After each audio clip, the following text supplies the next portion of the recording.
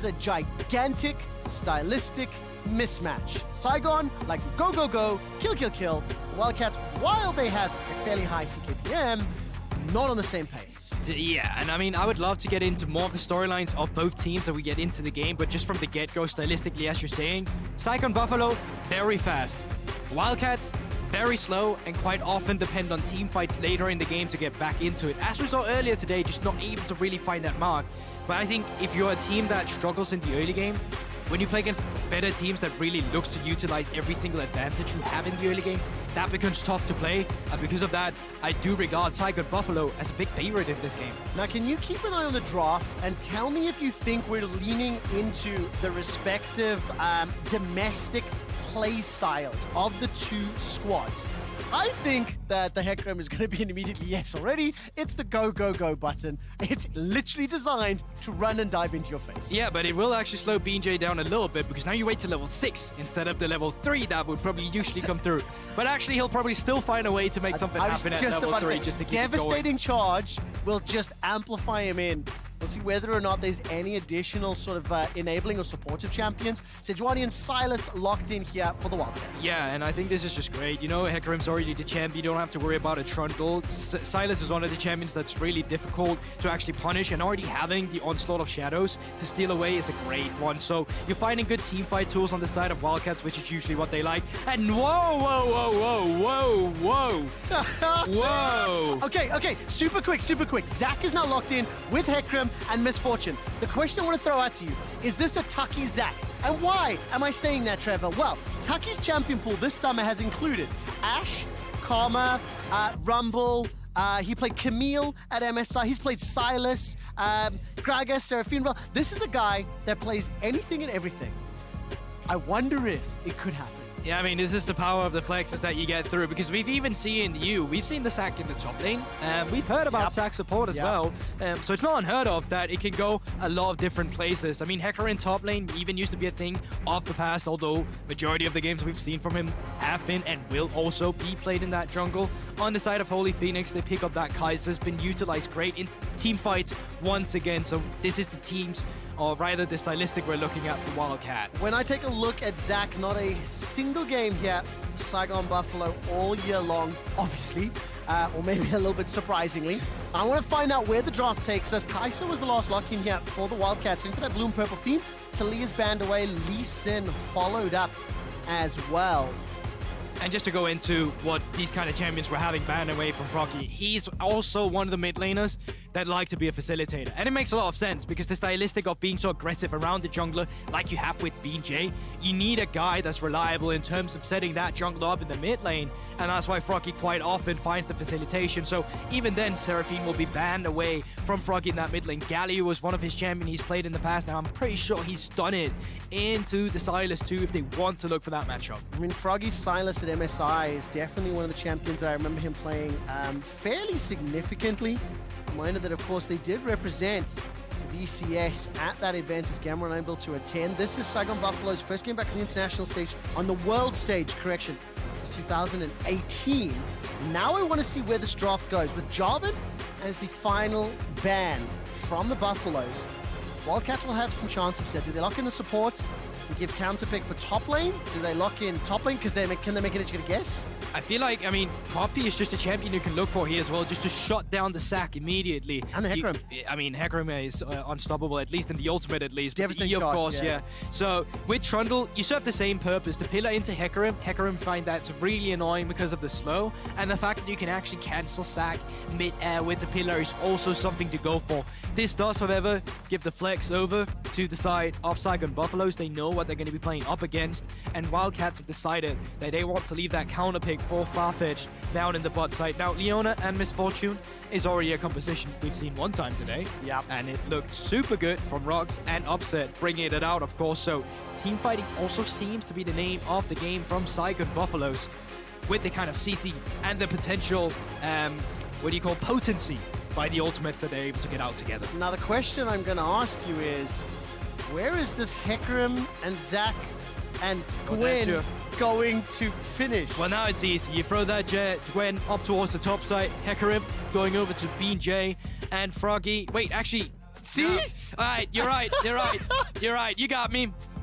You got me there. I don't know how this is going to play out. So Kai'Sa is now looking to be supported here for Far-Fetch. Oh, this could with go the support, Poppy. and this would be great because it actually Oh, what is going on? The last few seconds, I actually liked it, and that's my bad for talking about a hover, but I actually did like the Poppy flexed into the support role instead, but having the Alistar into the Leona is by no means bad either. Okay, so let's take a few seconds here and zoom out. Let's start by looking at the Wildcats composition because we're not expecting shenanigans before we see what happens in Saigon. How do Wildcats want to win the game? They've already lost one today. I mean, once again, I think when you have a Trundle, you have to try and take charge of the early game instead. While I'm not sure how the mid lane is going to go in terms of who gets that push. So I'm having a hard time saying like how they'll actually get the early game going. It's more something where I'm going to sit back and I'll tell you why it's happening. But outside of that, usually with the Trundle, you want to be able to be one of the skirmishers level 3 that just basically never lose anything. So if you have anyone to actually come up and facilitate you and get the early game going where you can just go even into the mid to the late game, that at least sets up Wildcats for what, stylistically speaking, from what we've seen in regular season from them, from what we've seen in playoffs, has been their strong suit. But Sack mid, it's the first time I've ever seen this. I don't think it has been played. I am asking my stats team backstage to validate I love Vietnam. if it has ever been played in the mid lane, and I'm going to second that. I love Vietnam in the VCS. Saigon Buffaloes come into this game with the 4th highest combined kills per minute. And in terms of kills per game, they're 6th at Worlds with 15.7 kills per game. And their game time does average 31 minutes. It's the 5th fastest. Yep. Now, I want to see how that works out, because I think they'll be slow-ish to start with the Hecarim, the Zac, the Gwen. But once they hit 6, they are all just going to go in over and over and over and over. I mean, they might just ignore the fact that the champions might not be the strongest without those ultimate and look for it anyway. You know what this reminds me of? This is like an old montage video. This is an old Peace Pigeon montage video where they're just looking to make whatever wombo combo that's going to make sense. Throw in some Monster Cat music, and you got yourself a video. Oh, man. Peace Pigeon, one of the classic montage makers. I always said, you only know you made it in esports if you made a montage about you. Did you ever have a montage? I did, yeah. Oh, did you? Been around a long time. Ah, damn. Yeah. I was hoping to catch you then. Got a few, you know. Yeah. One day you'll grow up to be a big shoutcaster boy. Peace Pigeon, if wear you're it. out there and want to get Remember back. your school uniform at the moment? It looks really cute. I really like it. This was a tie that Mac Good ball. gifted me. Oh, nice. I mean, And 2-0 on the day. Yeah, Life's exactly. doing well. Let's turn our attention to the Buffaloes. And more specifically, I think maybe let's talk a little bit about these dragons, these junglers. It has been a long day, ladies and gentlemen, everybody else. BJ and Ferret, that Hecarim into Trundle. They are starting both respectively in the top half. Yeah, they are. And while that is interesting, I would really love if we could get the runes back up. I don't know if it's actually possible because AP Sack in the top side when you played him was with Conqueror as well. You're kind of looking for the old Riftmaker or Leandries to just keep it going. Get the extra AP you get, but also the healing that you have. So knowing what Frocky really has gone for to set himself up for success with this could be curious, but at least it pairs up to with a Conqueror being locked in. I am baffled, and I am genuinely baffled. Now, from the side of the junglers, we can bring it up now. Ferret, he's going for the old reliable where you take red buff and you move yourself down towards the bot side immediately. He's done this before as well, and he's looking to just find a gang before the enemy bot lane hits level 2. Farfetch, have you started Q? You have that flash. WE neither has been ranked up just yet. Yep, Pillar available to him. Yep. Ferret, yep. Pillar, double knockup. Headbutt is going to be flashed away from Shogun. On the tower, he's on the tower. Stunned on the tower. The tower shot comes out. And Taki turns it around. Now Shogun continues to free fire. The cow's running for his life. And Holy Phoenix cannot auto attack. Cannot. He Captain Rain. The Zenith. He's under the tower now. The headbutt forward. I love Vietnam. But it's the Wildcats that bounce it back. A 1-for-1. That was both beautiful and awful at the same time. You may not like it, but that is what peak League of Legends looks like. And it comes from both Turkey and Vietnam, at least in the first stages of a play-ins day. And I mean, it was a good thing to get red buff on one member of Saigon Buffaloes. but even better to get it back on towards Holy Phoenix afterwards. And it looked good in the beginning. It looks like you almost get the classic Alistar combo where you pulverize him back into the enemy team, you pick up the kill, but just great presence of mind from Taki to just immediately find that center plate. And the cooldown on Leona is so short, so he's still looking. But this is where you put yourself in prime position for Farfetch, just knock you away, and then Holy Phoenix with that last auto attack pick it up. But we're not done yet. Oh my word, we're back to another fight. BJ this time jumped on by Seren. Now, this will get the blood pumping. We just set the fastest win of the day as Loud were able to take down DFM. Saigon Buffalo and the Wildcats are trading blow for blows. There's the possibility this could break that. Oh, here we go. No flash on Shogun, so Farfetch could still does have that Hex Flash. But you know what? This is what my jet-like body needs. Just inject it into me. Oh, I'm going to find out how much action is going to play out here. Oh, it's going to continue. As Froggy is now being jumped on in the middle lane. We'll throw out that stretching strike. I'm going to find the next target. Look at the support. Look at Farfetch. Hex Flash, Hex Flash, Hex Flash! Froggy gets knocked up and his passive is popped. Froggy will be channeling Faker from All-Stars 2018. Ask me why, Gulborg. Why? Because at All-Star 2018, Faker played Zac mid. It's the only other game that we can find of Zac mid being played, so not a formal game. And do you want to know why he channeled Faker? Yeah. They lost that game Oh my word. Rookies Malzahar. So that was a super BM call that my stats team enabled. Thank you, guys. Yeah, but actually taking it back to what we talked about to bring some seriousness into it. We did not expect Wildcats to be the team that was going to pull the trigger. We did say with the Trundle, we wanted you to be proactive. Yes. And so far, Ferret has actually been so. Not so much in terms of counter jungling like you usually would see on the Trundle, but actually in terms of facilitating the laners instead. And by enabling the bot lane, also enabled the roam that we saw from Farfetch, which he was then able to get some pressure in the mid lane too. And they continue. Look at the mobility here. I mean, this is fantastic from the Wildcats because we were anticipating a much slower pace of game. When we do look at how they do play out their wins from the TCL, Froggy's going to land that stretching strike, looking for a secondary target. I love when two champions get pulled together, attach one, attach two, now yes. Kiss, and that will be followed up with all the CC. I mean, if that lands and Leona follows and Hecarim follows, that is how Saigon Buffalo will want to accelerate this game. But it's the Wildcats. They've got 2 kills. They're only marginally behind in gold. And I think they also have a huge amount of engaged tools themselves. Yeah, but at this point in time, there's 2 ways you can look at it. You can look at Wildcats to completely elevate it as well and continue with the gold lead they have. But even then, they have a good scaling aspect of their side too. Don't have to be too worried about it. And Kaiser pairs really well into the Hecarim. She pairs really well into the Sack. And of course, if they're not immediately in your face. But the fact you can go invisible, kite with your ultimate, and have that passive to really shred these tanky stats, it's amazing. I mean, I want to just take a brief moment to remind everyone, Shogun and Taki, I know you will have heard it and seen it, but when they played that opening game against T1 at MSI, the bottom lane is what took off. I mean, at one point, I think Shogun was, what, 7-0-1 or something? T1 was significantly further ahead in kills, but this game again, it's Shogun and Taki with the extravagant, the flamboyant, the over-the-top early game. Even on CS, the kill was secured by Taki, was matched by Holy Phoenix, who's one of the danger players for Wildcats, and with them pushing in that bottom wave, they've started Dragon, but SGB, I think they want to challenge this. BJ, I'm trying to look, he's not yet level 6. Headbutt Pulverize comes forward. That's the stun from the Shield of Daybreak. They engage, yet another knock-up. Seren hits 6 off the kill. That's an instant reply, 1-for-1, both supports are down, and they're disengaged from the Buffaloes. Yeah, Frocky coming around as well, seeing if he can find anything, and actually, despite his team members having backed off, they still look for it. Holy Phoenix, no flash. Bullet time, one more Rafflecopter, helicopter, make it rain, and the Auto 2 secure. Buffaloes pick up their second 1-0 to 100% kill participation on Shogun's Misfortune. Yeah, play looked good in the beginning with Farfetch finding that Hex Flash. Once again, like, they continue to be aggressive. Wildcats looking like they wanted to pick up that early objective like we saw Loud do earlier, but they really do it to bait in their opposition. They have the vision control. They try to push him back, knowing Taki doesn't have any flash, but Ferret is still on the Drake, and that makes it a 3v3 in the beginning that allowed Saigon Buffalo to trade even. And now that Frocky is finally able to be enabled from the mid lane, they can move. What Holy Phoenix is doing here, he's just walking back and forth, and because he's indecisive, he just gets caught in the middle between a rock and a hard place. I also love the name synergy with the elastic slingshot. A Froggy jumping far down the river. It's just thematically on point, as we do get a Lesai facepalm.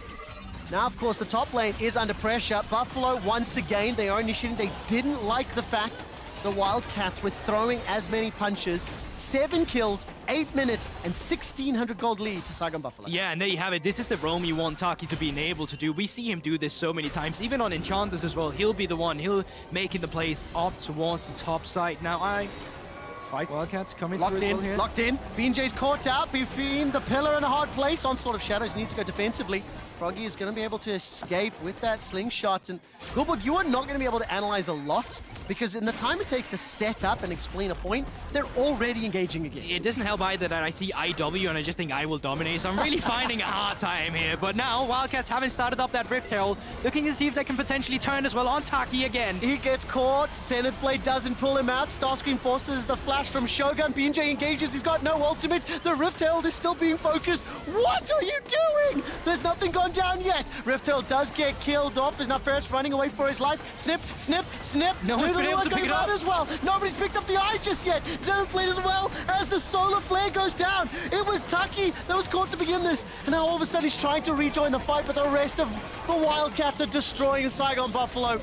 What is this team fight? Everybody involved, but the Wildcats win it all. And this is how Wildcats do it. Usually they find it in team fights. I mean, it's all over the place. An early game when no one's getting blown up in the beginning, it is just long team fight you're in for. Now, Rift Herald is in pocket. I wonder if you're looking for it immediately now. You don't have to extend the play just yet. You still have loads of time to take a chill and just collect yourself and find the correct play with it. And that's exactly what Wildcats is going to do, so I do recommend them of this. Oh my word, 13 kills, 9.5 minutes. It is all of a sudden the Wildcats that are up, what, 15, 1,800 gold? So that was nearly a 3k gold swing. How do you explain this fight, This could have been really good if Taki actually managed to find the center plate afterwards on Farfetch, because then you get out of the situation and you still keep your reliable CC around. A lot of the pressure goes down to Froggy now. BJ has just been put out of the fight. He's actually trying to secure the scuttle. And it's just a lot of unfortunate skill shots missing here. If the sack Q is there to set up the kill, maybe you find something. But it's just way more reliable CC from Wildcats here, and it makes the fight so much easier. And I mean, the target focus as well. Wildcats, as soon as they start having members going low, they back out. The Buffalo are unable to find those last hits, unable to secure the kills. For a brief moment, it looked like everyone was going to die everywhere, but ultimately, the Wildcats come out with a significant win. They were down 1,800. They were up a fair amount before now the waves have been caught. We need to take stock of the lanes really quick. In the top lane, Starscream's down 30. Solar Flare, as well as the Onslaught of Shadows. The headbutt under the tower, devastating charge to safety. Not going to be enough, and the Wildcats pick up yet another. The burn will not take Holy Phoenix down.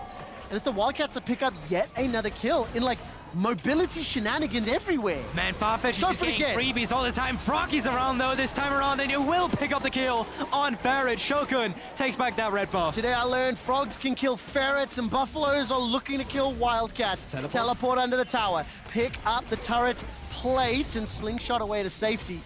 Will bring Starscream into the fray. That's an interesting TP because you do this to get waves and make sure they can take plates, but then on the top side, now you're actually just giving Hazmat time to pick up plates. So they get Saren, who is pushing the mid lane. He's now going to move up towards the top side, but you still lost a plate for it. 1 for 1 in terms of kill, but in terms of gold, you're securing on the map. Like in Buffalo, looking good, and Hazmat just meeting up with Saren. Saren and Hazmat currently trading blows. Needlework, traded back and forth, but there's a hijacked in return. Saren's also fighting into the minion wave. No support yet. BJ moving up towards that top lane. Once again, Buffaloes, they arrest control of the gold.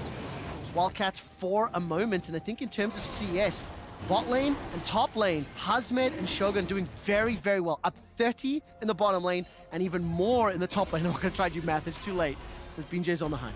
BJ looking for a kill. Most likely won't find it with the, well, opponent jungler being spotted on the top side. This should just be a Drake being secured up for Wildcat. It's not going to be a stack, but it's them picking up their first dragon. It felt like they've already gotten one, but there's been so much fighting around these neutrals. Okay, so I think what'll determine this game, who's better at team fighting? Let's just look at compositions. Do you prefer one to the other? You hold up, you're not going to get the chance. BJ might look for a flank here as he's coming in. We're going to step forward. We're going to use that devastating charge directly into the ways of Froggy, who gets caught up by the pulverized. Stretching strike comes out, and Shogun stepping forward. Bullet time's available to him. Firing across. Farfetch survives. Thinks Unbreakable will on his ultimate, and now all of a sudden, Farfetch, Holy Phoenix correction, lands that W.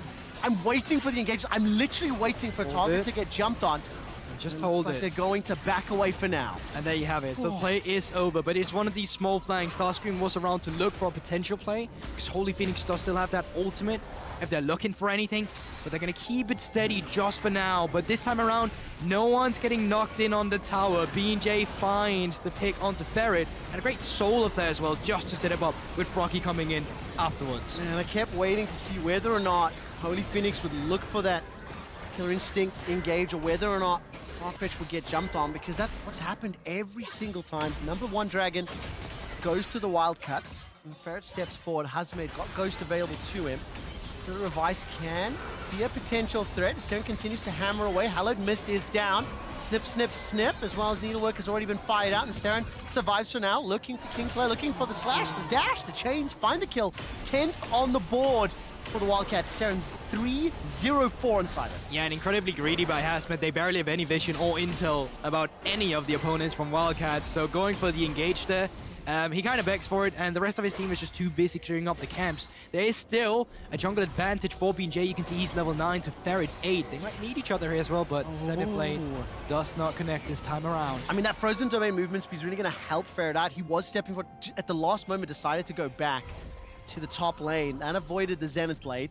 B&J and Tucky still in the hunt because Froggy's in the top lane. Wave is being caught mid from Shogun. He's got his Kraken Slayer to match Holy Phoenix's Kraken Slayer as well as Phantom Dancer. Yeah, and it's really important you highlight these mythics on extra items coming in now, of course, because 20 seconds and Rift Hell will be the play. When you look at the minimap right now, all the wards are lit up in favor of Saigon Buffalo, but if you look at the minimap again and actually just keep your focus pin there, you'll see that they've been on resets from Saigon Buffalo. This allows Wildcats to get in there and clear up the vision if they're decisive enough to do it in time, but they're actually going to leave it be, move into the mid lane, and potentially try and see if they can take care of this turret. Starscreen, look at Starscreen.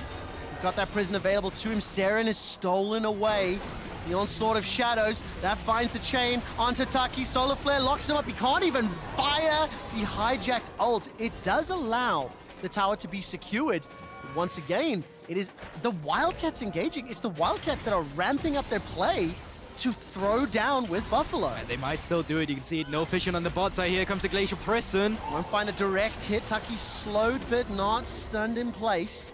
And all of a sudden, Wildcats unable to find more. Buffalo this time standing in the darkness, hoping the Wildcats step into them. Yeah, and you can even just see it on the bot side as well. If they're not taking this fight, Hazmet is taking away turret plating. He kicks up the turret. Now he comes in with the TP flank. Teleport, teleport, teleport. Hazmet step forward, using that snip, snip, snip onto Starscreen. He's got no ultimate available to him. Farfetched has got a leak in the boat and taken down by Hazmet. And all of a sudden, it's Buffalo's inside the pit. Yeah, so Ferret does still have that flash, but no smite, so even trying to contest this Rift Hell is probably not going to be the play. And the timing in that is actually really good for Saigon Buffalo, because they can pick up this neutral objective, and they will have the time to move back with a reset, have it utilized for the Drake. They'll actually be spawned in 1 minute as well, so good stuff from Saigon Buffalo, and a good way for them to continue with the gold lead that they currently have. I am so surprised and happy to see what the Wildcats are doing, not only from the prep that we had coming in. I hate you right now. I love you, Trevor. Because they are fully committing, engaging, playing proactively, or as you children will say, sending it. Exactly, and I think even looking for plays here, you can do it because you know the top laner is playing down towards the bot side, but this is the vision control we were talking about earlier as well. Wildcats never cleared this. They went for the mid lane to look for a fight, and because you did that, you gave agency for Saigon Buffalo to actually find these flanks, to find the intel that they needed for it, and they punish on it immediately. So the overextension from Wildcats continue, even stemming back to the first play they had. Now, can the Wildcats stabilize this, or are they comfortable enough with this approach to their gameplay to be able to keep this pressure up, and more importantly, actually take the lead? Because despite the kill advantage, the dragon advantage, Buffalo have had the gold lead for a larger portion of this game. We're 17.5 minutes in, Herald has dropped top, and I just want to set a goal for everyone watching at home. The highest amount of total kills throughout the course of Plains Day 1 was set by Mad Lions and Istris Gaming at 34. Mad Lions picked up 22 kills, Istris 12, so 34 was the most kills in the game. We're already at 90. We will beat it. We will beat it. That is the goal of this game as well. Now, Rift Hell as well, topside has been expanded. They're looking to see if they can get a second turret, but members are not really in a position to capitalize on it, and good job by Starscreen as well by shutting it down. Continue. While we have a brief moment, let's talk a little bit about the Zac mid. it may not be the most scientific of games to evaluate the validity or the power of Zach Mid. But how do you think it's gone for Froggy? Well, first of all, I don't think it's been bad. And having mid laners that play a facilitating style, a champion like that is not bad either. If you're under threat of being what's the... Dove. Yeah, Divon's a better one. I like Divon though. So let's say Divon. Dividone from... maybe that's not your show, actually. That's too early. Sorry, Nickelodeon. Either way, being dived a lot and working well. And working well with the passive that you have. And also just like having the CC to facilitate members in a team fight is exactly what Froggy wants. And now we actually have the time to talk about it. This game feels like it's going to come down to whoever's going to play the team fights better. And it's been a mixed bag of good execution, interesting outplays. Do you prefer one team composition to the other? Because I think the Wildcats one is just more traditional, right? And I think if Saigon and Buffalo can make their comp work, maybe, but I'm trying to wrap my head around it. How I use my analysis is by watching a lot of pro games, and I use that data as I see what happens in my analysis to then find out like what I really like when they then play against each other, because I've seen it so many times. This is new territory. It is new territory. Yeah. This is learning experience for me, and I think both of the teams have had to theorize, have ways where they play these team fight well. I think it comes down to execution, how you use them. But if there's one player I would say make the difference, it's Holy Phoenix on a Kai'Sa that can actually kite out a lot of the CC that comes through from Saigon Buff. Killer Instinct is going to be so crucial then. Holy Phoenix has that available, has Flash available, has Cleanse up as well. Shogun, no Flash, by the way, but if you look at the minimap, Wildcats currently playing the side lanes. Starscream in the bottom lane, Saren in the top lane, and this is the longest passage of play in 20 minutes. Nobody has yet gone down. 2 dragons to Wildcats. The 1,000 gold difference really is insignificant at this stage of the game. And there's 2 important items completed for both bot laners. It's only Froggy that's a little bit behind the itemization. Teleport's now being channeled here at Gulborg, and it looks like Wildcats slowly starting to group up. But ultimately, they will defend the tower. They will concede the teleport to do so. Neither team really able to now force their opponent's hands. There's not enough tower secured to push deeper into the territory for deep wards either. You say that, there's actually quite a few towers to secure as well in terms of finding them here, because outer turrets have still not all fallen. Tier 2 turrets, despite being 20 minutes into the game, have not really been equalized upon either. Usually we see that happen in a larger amount of play with the second Rift Herald, but it was shut down as well. And it puts them in this lull state where it's like they want to commit to a fight. They want to find a way where they get an advantage, not only just in terms of team fighting, but in terms of map stating. But the only way they do it with their team composition is trying to look for a fight, but they're trying to find the right ground for it. It's like they're building their battleground. They're placing around the vision, they're looking for the right time, and they're looking, well, for the right... I actually don't have the word for it. Right moment to engage. Exactly. I mean, the right moment to fight. The thing I want to look for is whether or not Buffalo can use Husmet's Gwen on the side lane in any way, shape, or form. I like that Saren and Starscream were trying to set up some form of, sort of, I don't know, slow push or not. The answer from Buffalo was just to group up. And if you can see there immediately, Husmet at least caught that top wave and pushed it back out. But it feels to me like both teams have now kind of said, okay, let's calm down. Let's think about how we play out this mid to late game. We're a minute and 10 seconds away. So for Buffalo, you have to expect they would want to contest this dragon. For the Wildcats, ideally, if they could pick, get a pick, get a kill beforehand, secure it without a fight. Yeah, most definitely. But also, Wildcat, they have that luxury that they still have scaling. Like, if this game goes slow, they don't care. And the same goes for Saigon Buffalo. But in terms of what they're picking up, in terms of the Drake, you can clearly see that they're trying to just keep that stacking going. Mountain Drakes are incredibly broken in this kind of state we have here. Picking up 2 Mountain Drakes alone with the extra resistance by percentage you get in the late game can make your AD carry go to just 100 armor and be like a tank, off tank in its own right. Yeah, but add that to a Sejuani and base kit stats. Add that to a Trundle that's going to be able to subjugate away, as well as Alistair. So Mountain Drake with the composition the Wildcats have. Now, to be fair, I can say the same thing with Hecarim, Zac, and Fiona, right? So it's going to be good for both sides. The difference being here, Wildcats are 2 dragons ahead of the pace. And there's not enough vision inside that red quadrant. There's one just behind the Dragon Pit that the Wildcats have placed down. And I'm looking at the minimap. Starscream will be making his way there, holding on to the TP. Farfetch looking for a flank. Oh, he might be the one being flanked in a bit, though, if he's not careful. He's going to get caught out here by BJ. Buffalo are fully aware of it. Will he go the way of the Dodo? Onslaught of Shadows committed. Solar Flare committed. Farfetch has thrown down the Unbreakable Will and still alive. Still alive. Flashes still alive, but not much longer. The bullet time will take him down, and Starscream will follow. Buffalo managed to catch the Wildcats, who did not sacrifice their support, and they will suffer the consequences. 3 dead already. Elastic slingshot, and the stretching strike will not find its target. 3 quick kills.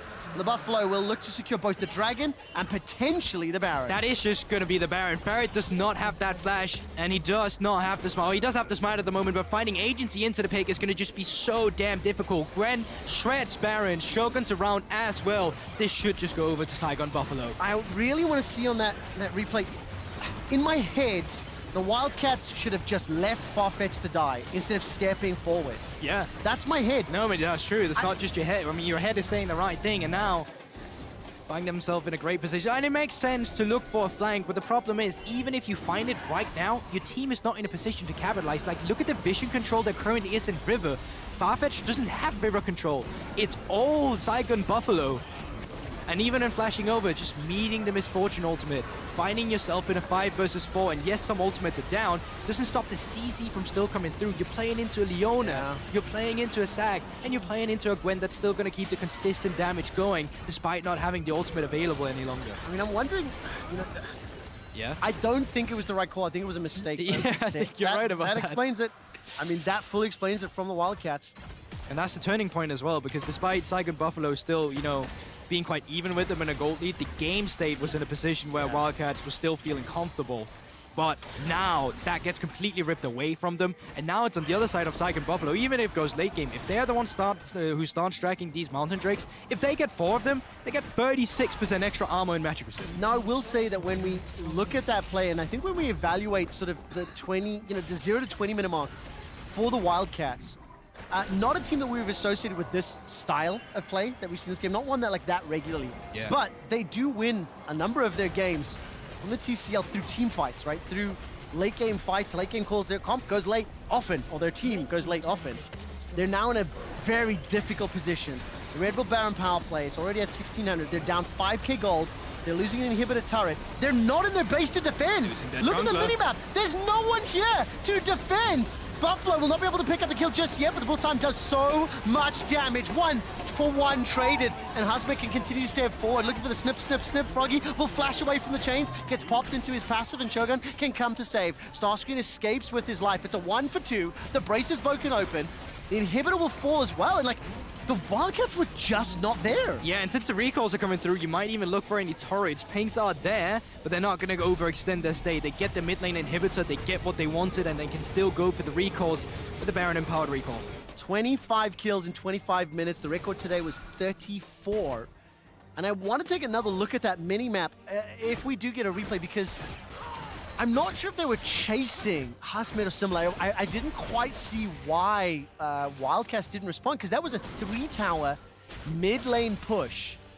I think they're just I mean, it's just a read, right? And they had the read that they thought they could go for it. In reality, they just couldn't, and that just becomes the play afterwards that happens. Now, coming out from this, having mid lane inhibitor, it's not the worst. It's easy for Saigon Buffalo to push it in and then move down to a lane. But let's say if it was bot side, then that just would have meant that Saigon Buffalo could play on mid lane and top side, and bot lane would be an instant pressure all the time. That would be harder to move on, because we slower to get up there. Now Seren and Starscreen is around. Holy Phoenix has got that killer instinct, can look to engage with it in just a moment.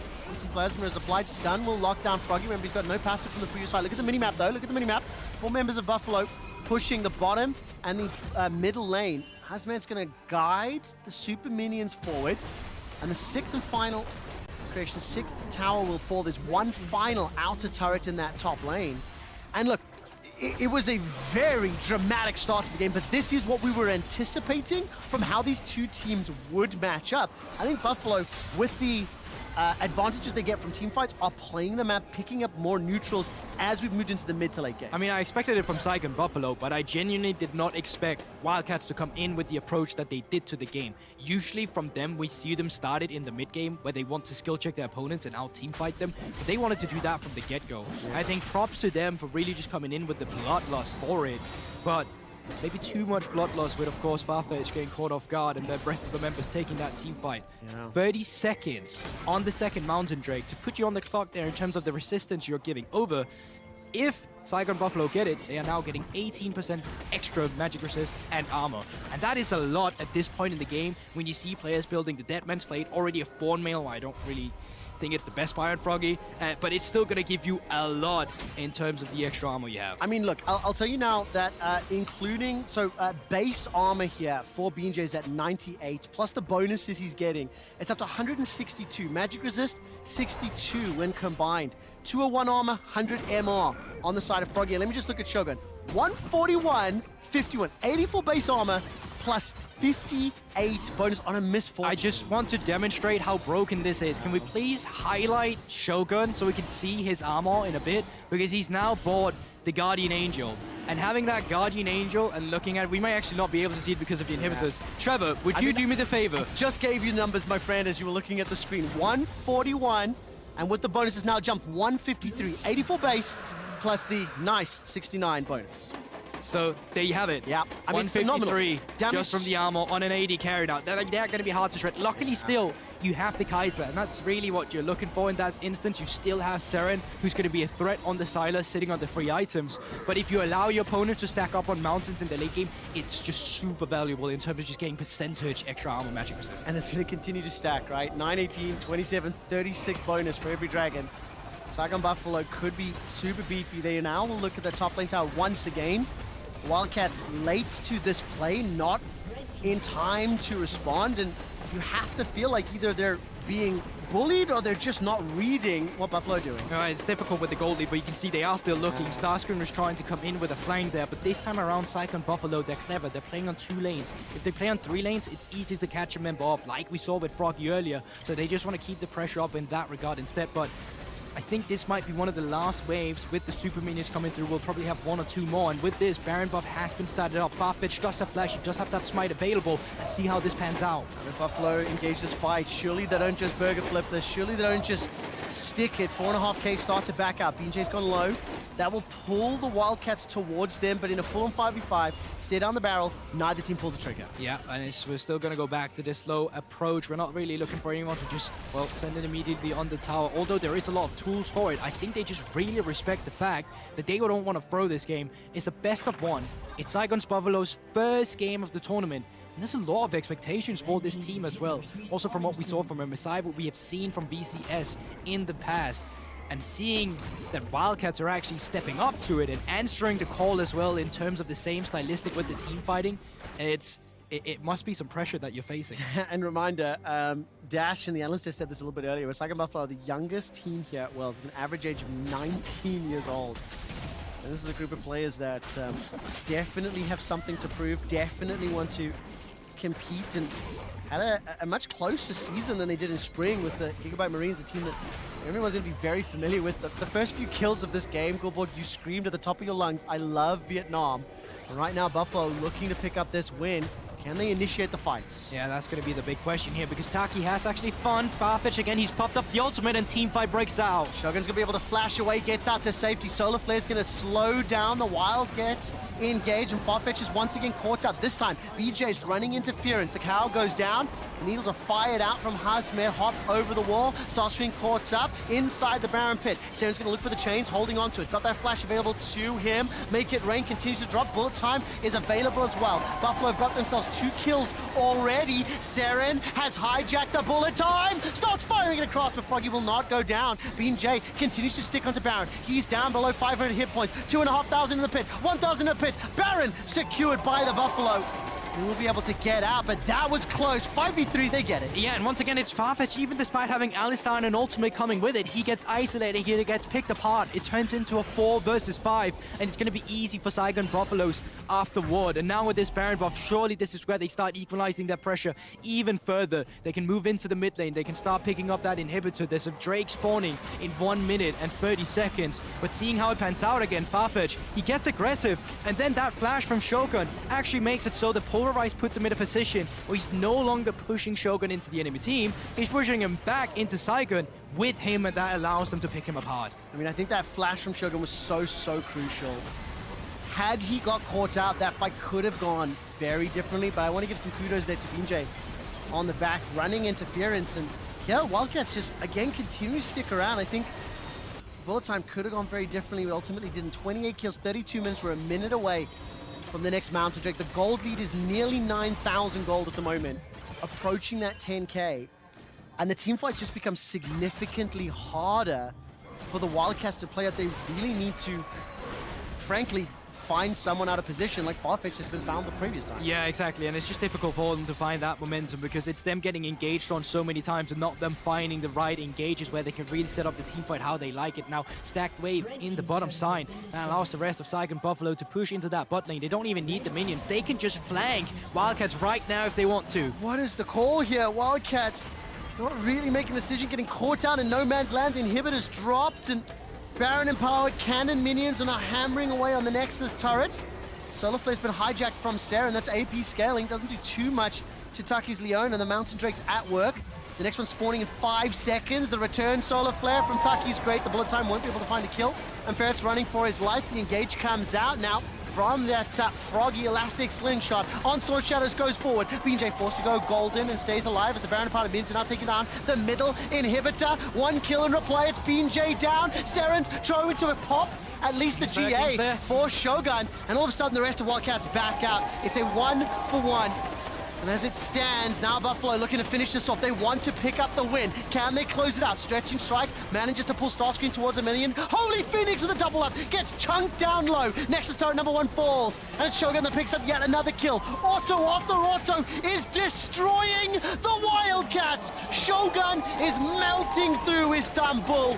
And Saigon Buffalo take down the Nexus for the win. It was not clean, it was eventful, it was a lot of kills, it was a lot of action, it was a lot of indecisiveness, it was a lot of decisiveness. And in the end, Psycho and Buffalo, they find the first victory of their World Play-Ins run. And here's a quick stat for everyone watching. As far as we can tell, this is the first professional win for a Zach mid. That was a hard game to cast. We're approaching 11 hours in studio for you, Gorborg. 10 and a bit for myself, and the chaos in the early game kind of put everybody off balance. I have to wonder, you know, Wildcats tried to match blow for blow. Definitely did, and I honestly respect it so much. Yeah. It's really why I didn't expect them to show up. I'll be real, I did not have high thoughts of Wildcats going into the tournament, but having seen this game, I at least am more hopeful as to what they can achieve. Yes, they lose, and I understand that. I understand it's not a clean game, but considering what they're playing against in the rest of the competition and what they at least tried to do in the early game, makes me a bit more hopeful for them. But of course, there's still lots of struggles, and I think the same can be said for both sides. I agree, and I do think, though, comparing expectations from regional play to then seeing the loss to Mad Lions and then